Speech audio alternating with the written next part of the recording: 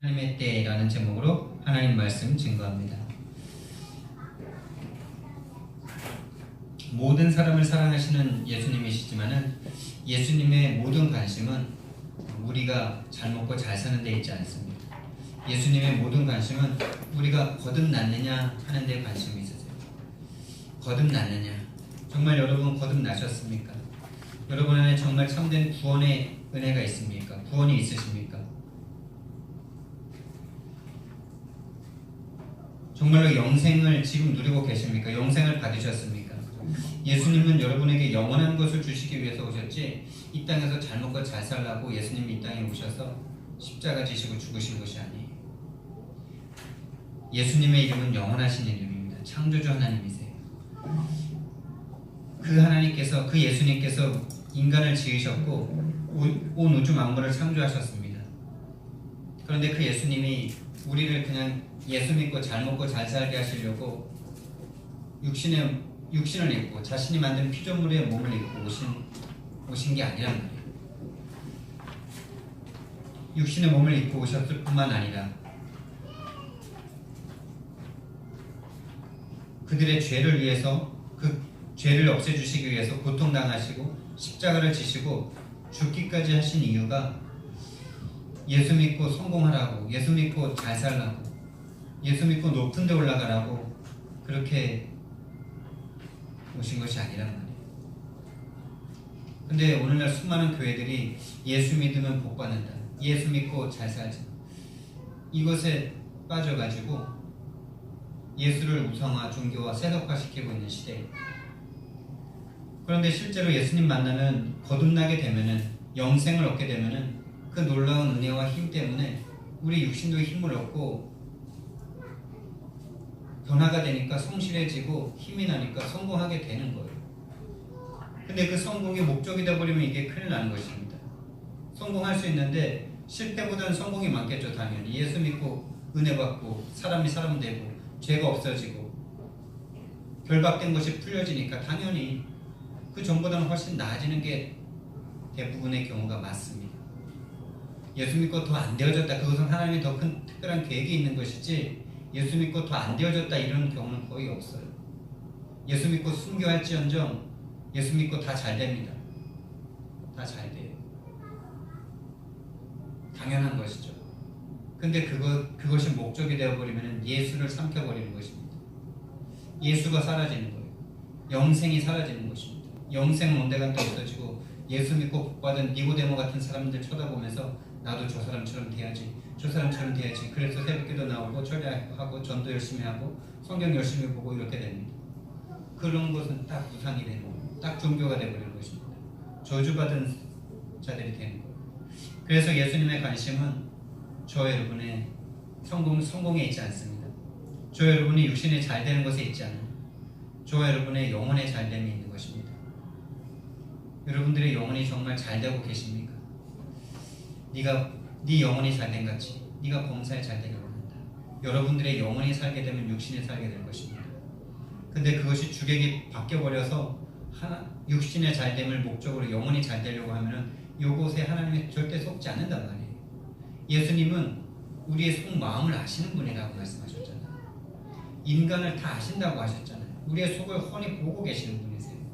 근데 육신이 잘 되기 위해서 영혼을 잘 관리하는 사람인지, 정말로 영혼을 잘 되게 하신 하나님께 너무나 감사하고 하나님을 만나고 싶고 하나님이 사랑스럽고 예수님을 만나고 싶어서 정말 그것 자체가 목적이 되어서 예수님 앞에 나오는 그 사람인지 예수님은 알고 계신다는 거예요.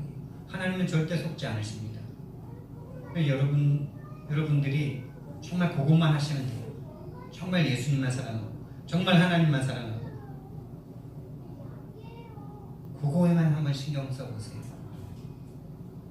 그럴 때 여러분들의 육신적인 것까지 다 채워주신다고 하셨어요.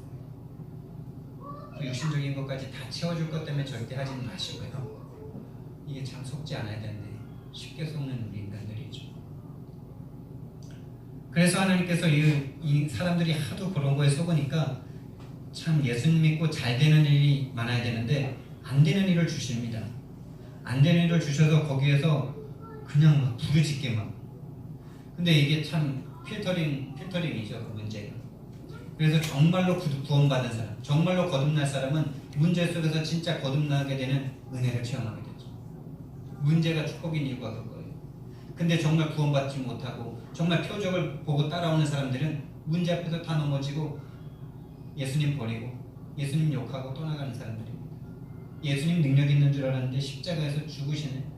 에이, 저게 뭐가 예수야? 저게 뭔가 그리스도야? 내 문제도 하나 해결해주지 못하는 저게 무슨 그리스도야? 라고 하면서 떠나가는 사람이 생기는 거예요. 문제 앞에. 여러분들은 문제 앞에 거듭나는 은혜를 체험하는 사람이 되기를 예수님 이름으로 축원드립니다. 문제를 통해서 죽고 하나님이 주시는 영생의 그 생명으로 다시 사시길 바랍니다. 저주받은 영혼이 되지 않길 바랍니다. 그런데 오늘 출애굽기를 시작하는 첫 시작인데요. 지지난주에는 출애굽기 전체를 한번 봤고, 이 출애굽기는 결국에 구원의 메시지입니다. 구원의 과정, 구원의 여정, 구원이 어떻게 되는 것인가, 구원받은 사람은 어떻게 살아야 되는가라는 너무나 우리에게 적용하기 좋은 그런 책입니다. 그런데 오늘 1장의 말씀을 보면서 하나님의 때라는 제목을 잡았어요. 하나님께서는 왜 이스라엘 백성들을 일부러 애굽 속에다 넣으셨을까요? 가장 초강대국인 그 애굽에다 넣으셨죠. 그것은 하나님께서 창세기 15장에서 아브라함에게 그 놀라운 언약식을 행하시면서 주신 예언이에요.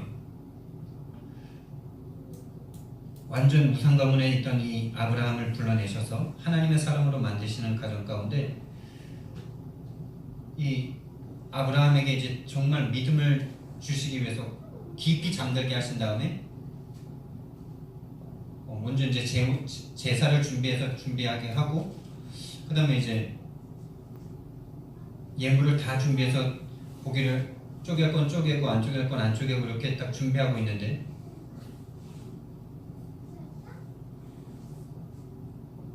깊이 잠들게 하셨죠. 깊이 잠들게 하신 다음에 아브라함에게 나타나십니다.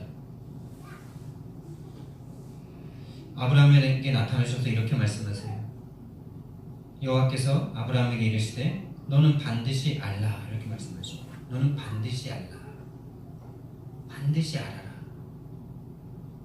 반드시 알아야 될 게 뭐가 있습니까? 반드시 알라. 그러면서 중요한 얘기를 하셔야 되는데, 네 후손들이 이방의 객이 될 것이다라는 말씀을 하세요. 네 자손이 이방에서 객이 되어 그들을 섬길 것이다. 그들은 400년 동안 네 자손을 괴롭힐 것이다. 아니, 구원하시려고 부르신 아브라함을, 믿음의 조상인 아브라함을 부르셔서 지금 창세기 15장에서는 이미 아브라함이 하나님의 큰 능력을 체험한 때 아닙니까? 롯과 함께 왔는데 롯을 데리고 다니다가 롯과 헤어지고 난 후에 엄청난 축복을 받고, 또 롯이 위험에 처했을 때 자신의 가병을 데리고 가서 구해내는 그런 엄청난 은혜를, 엄청난 하나님의 능력을 체험한 아브라함이죠. 그리고 나서 이제 벌써 시간이 한 10여 년 정도, 10년 가까이 지났을 때인데, 이 아브라함이 아들에 대한 이 소망이 다 끊어진 상태예요.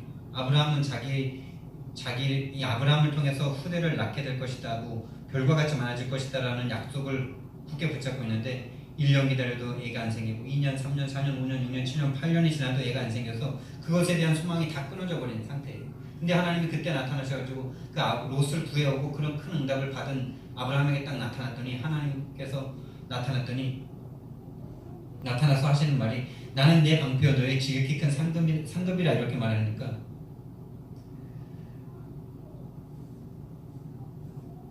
아브라함이 대뜸 이렇게 말합니다.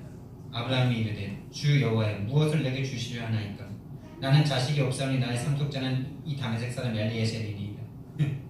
그러니까 하나님은 이 아브라함에게 나는 너의 방패요, 너의 지극히 큰 상급이다, 이렇게 말하는데, 나 그거 필요 없고 네 자식 없는데 뭐가 필요하고 뭘 나한테 주시려고 그러는 건데 이런 말 하고 있는 거예요. 나는 너의 지극히 큰 상급, 너의 큰 방패다, 너의 방패다, 이렇게 말을 했는데, 아니 지금 내 자식도 안 주시면서 뭘 주시려고 하는데 이렇게 지금 따지고 있는 거예요. 하나님께서 다시 재차 네 씨를 통해서 천하 만민이 복을 받게 될 것이다. 이렇게 말씀을 주시면서 언약식을 치르시는데 이제 제물을 준비해 놓는데 깊이 잠들게 하신 다음에 이런 말씀을 지금 주시는 거예요. 분명히 축복을 해주실 거라고 말씀하셨는데 이 아브라함의 후손을 통해서 전 세계를 복 주실 거라고 말씀하셨는데 이게 웬일입니까? 왜 400년 동안 네 후손들이 이방의 객이 되게 하시려고 하시는 건가요? 그 이유가 뭘까요? 저도 이 부분이 참 이해가 안 되더라고요. 지금도 뭐 100% 하나님을 알 수 있는 건 아닙니다. 그러나 그럴 것이다 라는 확신은 있습니다. 여러분 이해가 되십니까? 여러분의 사랑하는 후손들이 하나님의 백성인데 이방의 객이 되어 400년 동안 괴롭힘을 당하게 될 것이다. 그리고 나서 그들이 하나님께서 또 그럽니다. 그들이 섬기는 나라를 내가 징벌할지며 그때에서 이제 그들을 징벌하실 거라는 400년 후에 그 후에 내 자손이 큰 재물을 이끌고 나오리라. 그리고 16절 말씀을 보니까 내 자손은 4대 만에 이 땅으로 돌아오리니 이는 아모리 족속의 죄악이 아직 가득 차지 아니함이니라. 네, 나중에 이거 뭐 하나님께 가면 이런 더 확실하게 좀 물어보고 싶은 말씀들이 너무 많은데 아직 아모리 족속의 죄악이 가득 차지 않았기 때문에 4대 만에 돌아올 때 그때에는 아모리 족속이 죄가 가득할 것이기 때문에 그놈들 다 없애버려도 될 때니까 다 없애버리고 그때 돌아오게 한다는 거예요.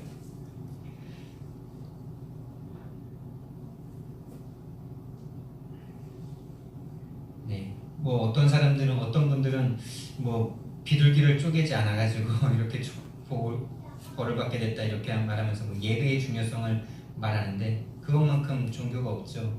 그렇게 되면은 하나님이 우리의 행동에 따라서 하나님의 뜻을 바꾸고 저주하고 이렇게 되면 우리가 어떻게 살겠습니까? 무서워가지고 하나님이 그거 하나 안 주겠다고 그렇게 삐져가지고 400년 동안 객이 되게 한다는 게 또 말이 됩니까?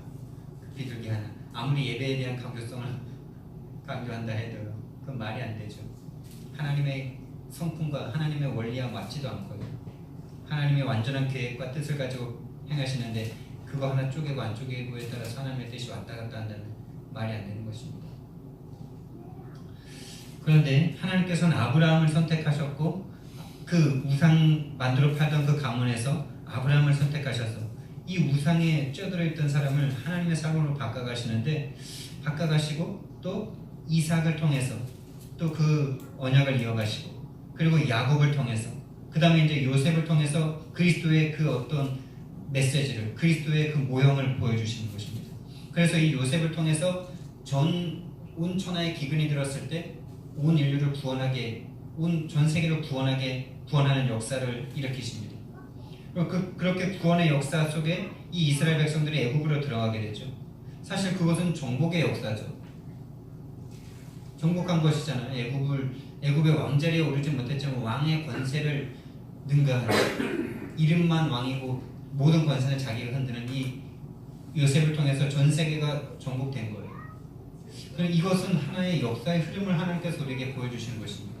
복음이 회복되면 부흥이 일어나고 발전이 일어납니다. 교회가 로마를 꺾었을 때 온 로마가 국교가 되면서 부흥이 일어나죠. 근데 여러분 그 부흥이 진짜 부흥이고 그 축복이 영원한 축복입니까? 우리가 교회가 정말 힘이 있어가지고 온 나라를 다 교회화시키고 대통령도 교회 오게 되면 그것이 정말 세계 복음하고 세계 정복입니까? 이 나라 정복입니까? 물론 맞습니다. 근데 그것이 영원하냐는 말이죠. 아니에요. 이 역사가 끝나기 전까지는 그런 어떤 정복이 다 반드시 또다시 저주로 바뀌어집니다. 로마를 정복한 초대교회가 그때부터 쇠퇴계를 걷기 시작한 거예요, 사실. 그래서 중세 천년 암흑기라고 말을 하죠. 천주교가 온 세계를 잡고 있고 모든 것이 그 천주교 사상을 넘어가지 못해요. 과학, 문명도 그렇고 예술도 그렇고 다 거기에 묶여 있어야만 되는 거예요. 그래서 나온 게 르네상스, 인본주의가 다시 나오기 시작한 것이죠. 완전히 교회는 종교가 되어지고 완전히 전도할 필요도 없고 완전히 타락해가지고 완전히 손가락질 당하는 그런 교회가 되어져서 1500년 동안 썩어지다가 종교개혁을 통해서 다시 한번 회복된 것이죠. 이것은 비단 그 로마시대 초대교회와 로마시대 때만 일어난 것이 아니라 이미 하나님께서 아브라함을 부르셨을 때부터 지금 보여주고 계시는 거예요. 요셉을 통해서 복음의 확꽃을 피워서 애굽에 들어가서 지금 장성하게 되지 않습니까? 강하게 되었다 그러지 않습니까? 근데 그것이 축복이 아니라는 것을 말씀하고 계십니다. 영원한 축복은 아니라는 거예요. 영원한 축복은 뭡니까 여러분? 영생입니다. 예수 그리스도입니다. 여러분 안에 예수 그리스도가 있으면 그게 최고 축복이고 최고 응답이고 최고 은혜지, 예수 믿고 뭔가 확 발전하고 이것이 최고가 아니란 말이에요. 그것을 처음부터 계속 말씀하고 계시는 거예요.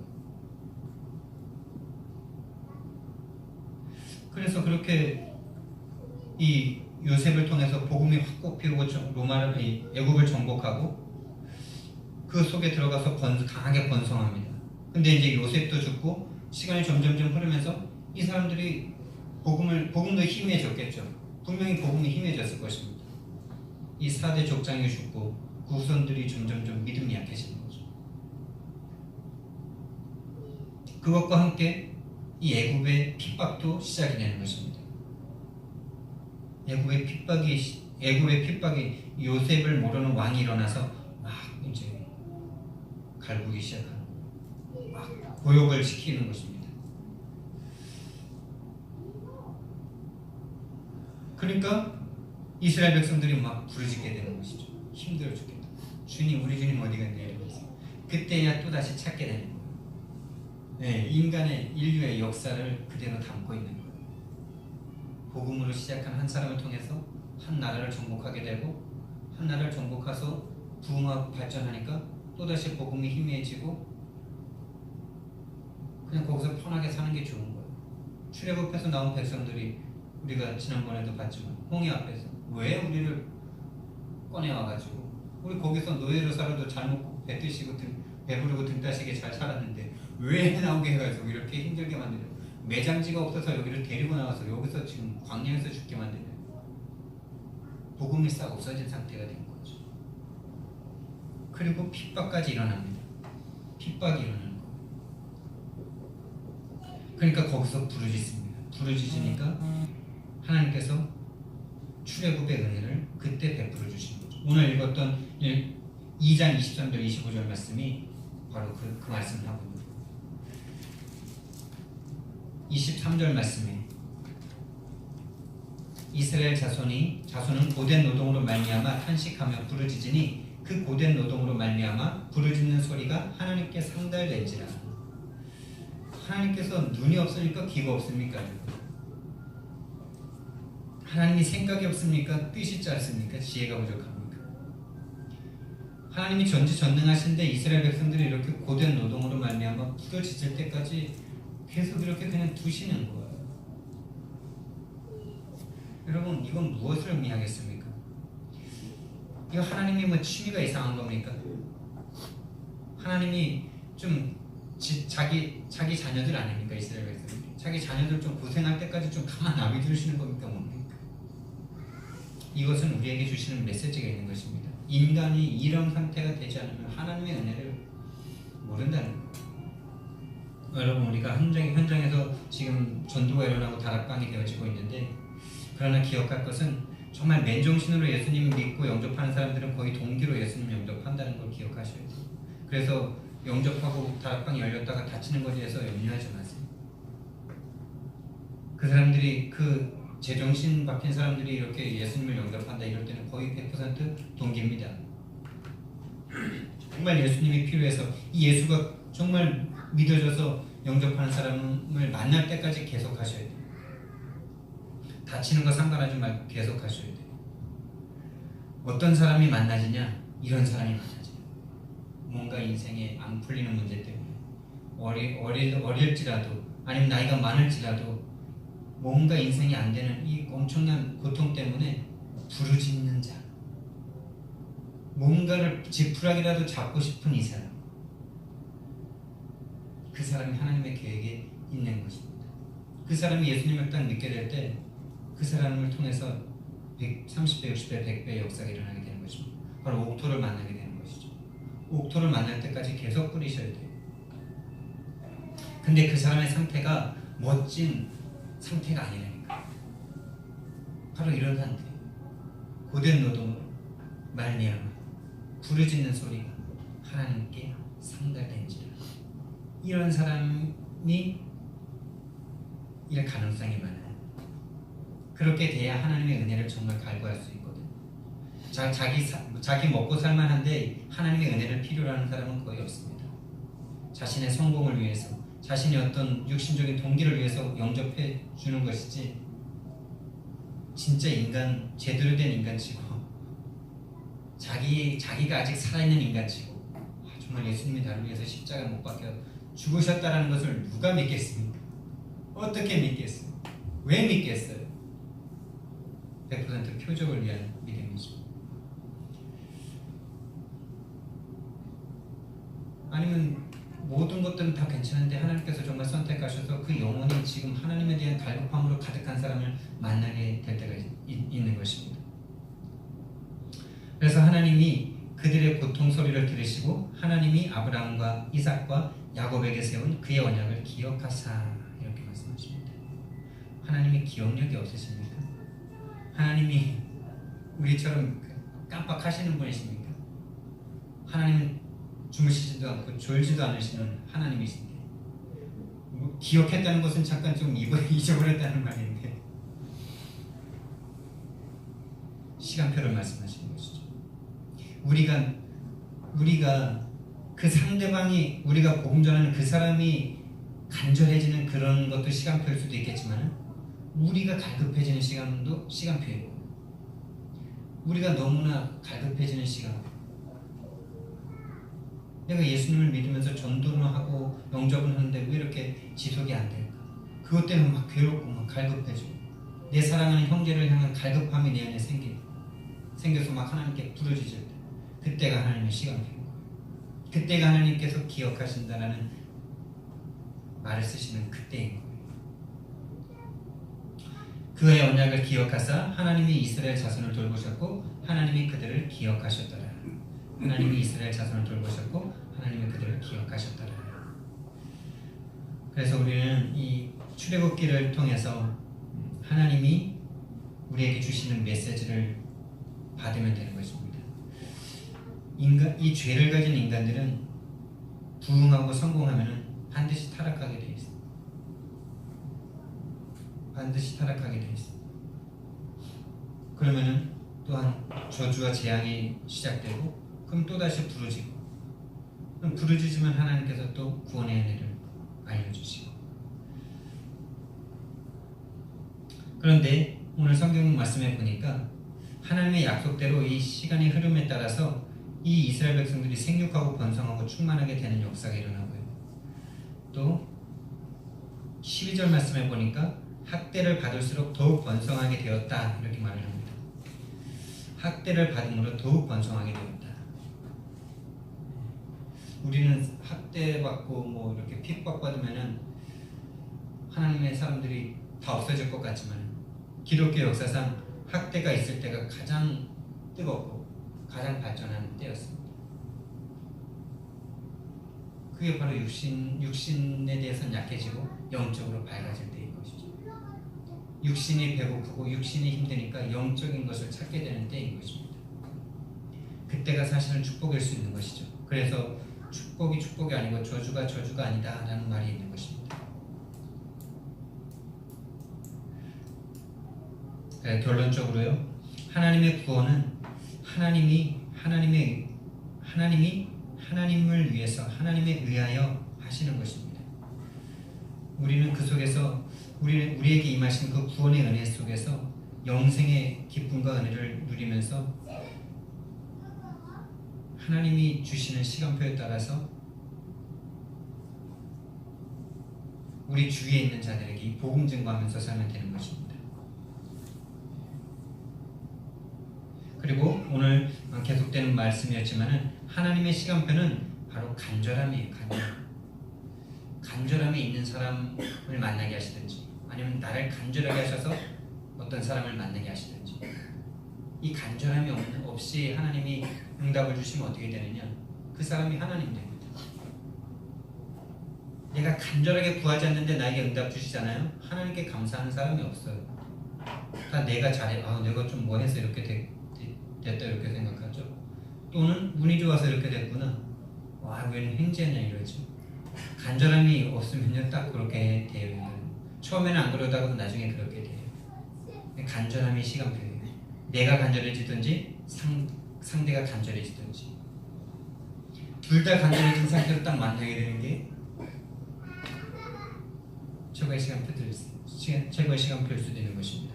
그래서 하나님께서, 예수님께서 우리에게 기도에 대해서 말씀하실 때 이 원수에 대한 원한 맺힌 과부를 말씀하시는 것이 딱 이 지금 출애굽기 말씀과 딱 맞지 않습니까? 자신의 자녀의 그 원한 맺힌 것을 하나님이 몰라서 그렇게 부르짖을 때까지 기다리시겠어요? 자기를 불의한 재판관에 비유하시면서까지 그렇게 말씀하시는 것이 딱 이때 아닙니까? 지금 출애굽기 지금 애굽에서 고생하는 거 다 아시는데, 또 하나님의 기억력이 없으신 것도 아닌데, 부르짖을 때에야 기억하셨다, 들었다, 이렇게 말씀하시는 거죠. 여러분, 저와 여러분이 정말로 부르짖을 수 있길 바랍니다. 부르짖을 수 있길 바랍니다. 원한 맺힌 과부처럼 부르짖을 수 있는 그 간절함을 달라고 기도하시기 바랍니다. 그 간절함 또한 나에게서 나오는 게 아니더라고요. 믿음도 나에게서 오는 게 아닌 것처럼 간절함도 하나님께 달라고 기도하시는 그런 겁니다. 그래서 정말 우리가 하나님 앞에 부르짖음으로 말미암아 저와 여러분 인생 가운데 참된 출애굽의 역사가 일어나는 하나님의 때가 임하는 축복이 임하기를 예수님 이름으로 축원드립니다.